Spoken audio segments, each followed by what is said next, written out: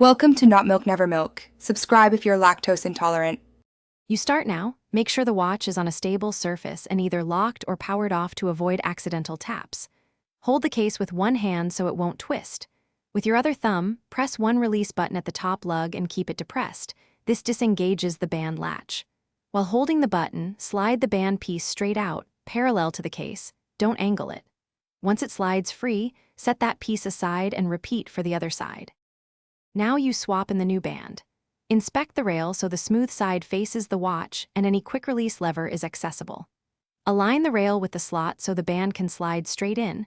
Don't force or angle it because that can misalign the latch. Slide the band evenly until you hear or feel a click. That click confirms the latch engaged.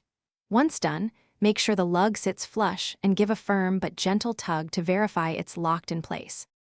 Finish by wearing the watch briefly and checking fit and security.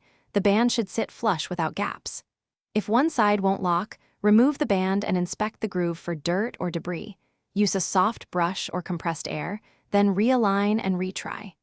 Make sure you press the release button fully when removing next time. Partial depression prevents disengagement. If the band still won't seat or clicks inconsistently, swap to an